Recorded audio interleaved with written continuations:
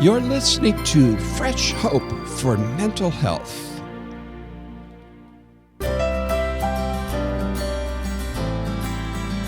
Hello, my friend, and welcome to this edition of Fresh Hope for Mental Health.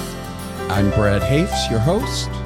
Our purpose here at Fresh Hope for Mental Health is to empower you to live a faith-filled, rich, and full life in spite of having a mental health diagnosis. And today we're so thankful to have as our guest once again Jason Peterson. You can find him at jasonpeterson.com, and he will be glad to talk with you, email with you, or whatever. You can also find him on Facebook. We're going to talk today about practically how do you choose hope? How do you go about it? Again, Jason, welcome. I have another question for you. You told me earlier that your daughter had a bad dream. Yes. And it showed you something about a principle of recovery, or a faith principle, if you will. Tell us about that. Okay, so I'm always amazed. For those that have small children, it can be very stressful and they're cranky and do all kinds of silly, stupid things. But I think God is working inside of them in ways that we just never necessarily pay attention to. They're so honest and they're so close to Jesus that they've not been exposed to all the mucky. That's why we're supposed to believe like they do. Exactly. That's right. So, this is something we work, and we talk a lot about Jesus and Jesus' armor and the armor of God and the different parts of how Jesus loves us and etc. And so, as like many kids, they have bad dreams. And so one morning came up to breakfast and I asked my daughters, I said, well, hey, how'd you sleep, sweetie? And she says, well, I had a really bad dream, Daddy. And I said, oh, man, I'm sorry. Well, what did you do? Was everything okay? She's like, it was all right. She said, there was a bad monster there, but I just went and found Jesus. Like, okay, awesome. She's like, and I'm like, well, good job, babe. She's like, yeah, I was fine. So we'd always would say to them when they were scared that they were supposed to run to the light, and the light would be Jesus if they had a bad dream. So to me, like, what was really amazing to me is that, first of all, it was like no big deal. She knew that, like, when she was faced with something that was really scary and probably the enemy, and faced with Christ and just the truth, the light, she went to the light. That was an easy choice. And I think that part of this, or how this relates to people with mood disorders, is that we have this choice when we're struggling where we're getting just bogged down and being attacked by the enemy with really untruthful talk. He's trying to draw us in and just trick us into believing that we're awful, we're terrible, we're no good, we're a mess, we're worthless, whatever. And then we have this opposite side where we can, we look at Christ and he's sitting right there beside us saying, I love you, you're my child, I accept you the way you are perfect in my eyes, and I will always love you, and I want to take care of you, and the whole bit of God's grace and love. And so often we choose the wrong thing. Instead of being like the 4-year-old saying, well, of course you're supposed to go after the truth, for crying out loud. That's the obvious thing you do. No, that's not what we do. We get sucked into our own little muck and mire, and then it gets worse. And, for some it can get really bad. But the sad thing is that, first and foremost, you want everybody to know that truth exists, so that they know that there's the commentary related to the enemy is that's the lie, okay? But then once you know that truth is there, we also become lazy and not go to it. We're not walking to it, and we all as Christians and believers do this. But I want to emphasize that I think we must and we should. We're silly if we're not paying attention to a 4-year-old who has this down pat, and here we are as adults, and we're still struggling and can't make these decisions ourselves. Sometimes it's so simple. It's just make the choice. That's right. It's as simple as choose this, and you'll live, or choose this, and you will get better. Yep. I'm a perfect example as a chubby guy. I could give you all kinds of excuses why I don't lose weight, but it's really simple. I don't choose the right thing. And if I want to make that choice, I can make that choice. Now, I would assume that there have been times where it's been very difficult for you to make the right choice and to choose the truth because of your brain chemistry, if you're experiencing a very, very difficult down period of time, how did you experience the times where you had to struggle really hard to choose the truth of God's word? That, for instance, let's just take Romans 8:28. So you're in a crappy situation with your brain chemistry. You're fighting depression every day, and it just seems like you're going deeper and deeper and deeper. But yet you know intellectually, faith-wise, that God can take this and make it work for your good, that that better times are coming, that you won't stay at that point forever, and that's God's truth. How did you fight at that point? How did you really apply that? What did you do? Well, I think for me is I try to create reminders and triggers for me of truth. So for me, I wear a bracelet that my daughter made for me, and I've worn it every day for 2 years. So that's one of my truths, is that I fight to be a good dad. And so when I see that and I'm struggling, that's a reminder to me that that's a truth. I do wear a necklace that my kids call it my Jesus armor, it's a dog tag that has Ephesians armor of God, chapter 6. That's another reminder for me that I've used. You don't have to wear jewelry, but it's like a reminder. I have a ring that I've got that has Philippians on it, 4:13. So the reminders for me, visible reminders, was one method that I used that was helpful. I think the second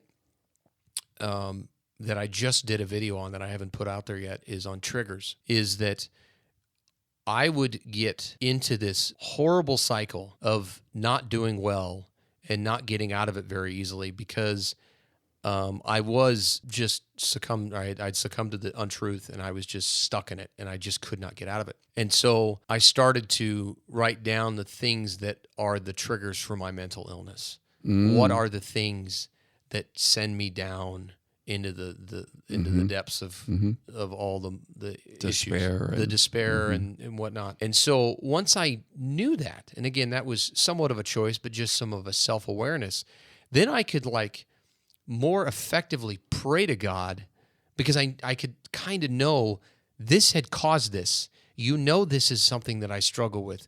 Lord, please help me with dealing with this thing that is an affliction and a thorn in my side. So I was able to be a little more specific. I mean, God knows what's in our hearts and in our mind, but just being able to articulate that stuff made it a little easier for me to have the faith and belief that... Well, the truth was starting to cut through, that was piercing the darkness. Exactly. That's exactly right. Again, that takes a lot of practice. I'm going to tell you that. That whole being self-aware when you're in the mess, that's sometimes the last thing you're able to do. So even if you can't do that, the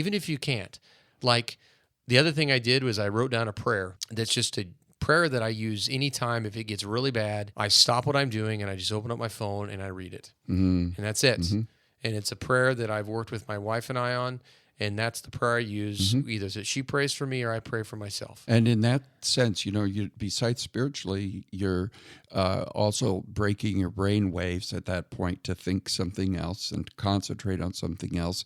And sometimes that can bump you out of that rut, if you will. The one thing that I think, from my perspective, I call it the hope tank. And that's part of Fresh Hope. And in my thinking, sometimes just as I need to make a simple decision about weight or what I'll eat or how I'm going to do certain things, or whether it's the monster's chasing me and I run to the light, those simple decisions cause us to have a future. They cause us to see that things will get better. They bring hope, literally bring hope. And all this research that Dr. Shane Lopez has done with the Gallup Institute in regards to how hope happens.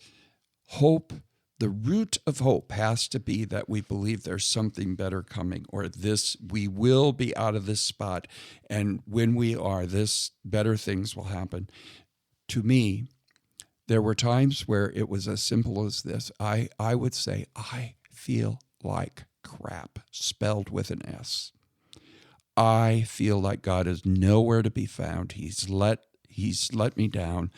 I feel horrible. I'm filled with self-pity. I'm filled with hatred. I'm filled with anger. I'm filled with whatever it might have been. But I'm going to choose to have hope in spite of my not having hope. I'm going to choose faith. I'm going to choose to believe God can work this out, and this is going to be for my good. And I'm going to go to the light, even though I don't want to. That's right. Even though, and I think that's it's when you're in that spot to make that choice. I mean, obviously, and I do think that and you don't even, it doesn't change anything at that point. No, you don't suddenly feel better because of it. And I think that the other thing is as you make some of these choices, it's kind of a momentum thing. It's kind of the thing, snowball rolling down the hill, is that you start to experience peace. And for me, that is what I started to experience, is peace, because then I didn't panic. When it started to happen, you're like, okay, I'm going to have an issue now. I'm having anxiety. I know I'm having anxiety. It's getting bad. It could get really bad. We need to like take a breath. We need to stop. So like, it's that self-aware thing, but like, I think as you become closer to God, then he does give you peace. He gives you peace of mind that you're like, you're going to be okay. Like, seriously, like, I promise you, I know it sucks and I know it's no fun, but I'm telling you, you're going to be okay. And you know what? Like I said, I will always deliver you from whatever you're struggling with. And when God's saying that to you, then you have to say, I choose to believe that, God. Exactly. You have to choose. I choose it. I choose it. I choose it. I choose hope. And I choose the hope that I have in you. And the thing is, the cool thing is, he's going to try to seek you constantly, even if you continue to reject him. He's going to be there. He's going to be trying to get your attention when you're doing this. Like, it just... So what you're really saying is, in spite of the fact you may not have chosen to go to the light or chosen, so to speak, to believe in God's truth, he's going to keep giving you more chances. So it's not as though you lost your chance. No. And now you're going to go down the hole deeper. I'll tell you what, Satan wants you to believe that, my friend. That's right. I mean, that's the power of grace, and that is what is so amazing. He wants to pursue you. He wants you to be, his child, and he loves you, and he wants you to be right beside him. And that's what I tell these people that, that have struggled, that wonder, where's God? Where's God in all of this? I don't know. I don't know where he is, but I do know that he is seeking you, and he's there, and he wants to have a relationship with you and find you again. And you just have to let him in your heart. You have to make the choice. What we're really saying to you, if you're listening to this today, if you're struggling and you feel like you're in the deep, dark pits of despair, we're telling you, make the choice with your will. Not with your feelings, not with your emotions, because they're not in a good spot right now, but with sheer, unadulterated self-will, choose hope. Choose to believe that God is there in spite of you being able to feel him. Choose to believe that he will take this. He's going to bring you out of that pit. He will. Now, by virtue of you choosing that doesn't mean it's no different than me with weight loss. I can choose today to be on a diet, or not a diet. I will choose to eat healthy. Yes. That does not mean by tomorrow I'm going to be a thin man.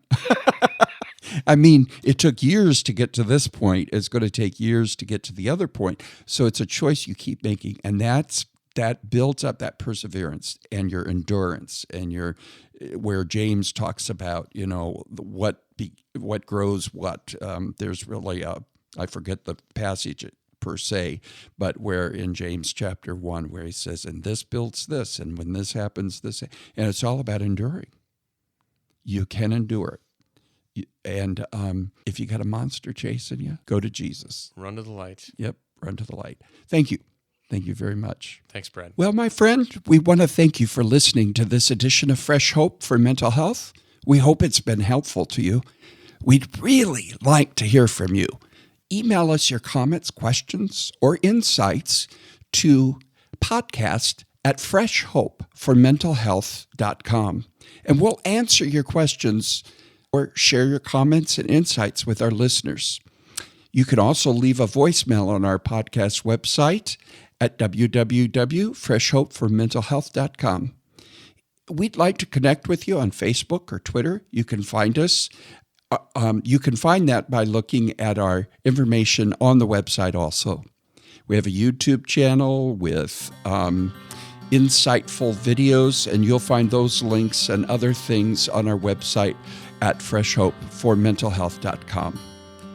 Would you mind doing me a favor? If you're listening and receiving our podcast through iTunes, would you mind writing an honest review of the program?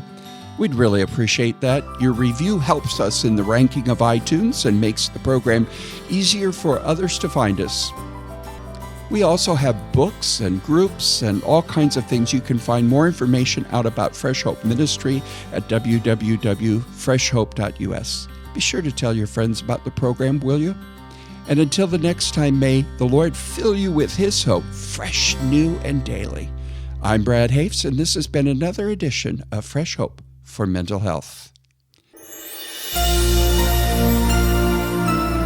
You've been listening to Fresh Hope for Mental Health.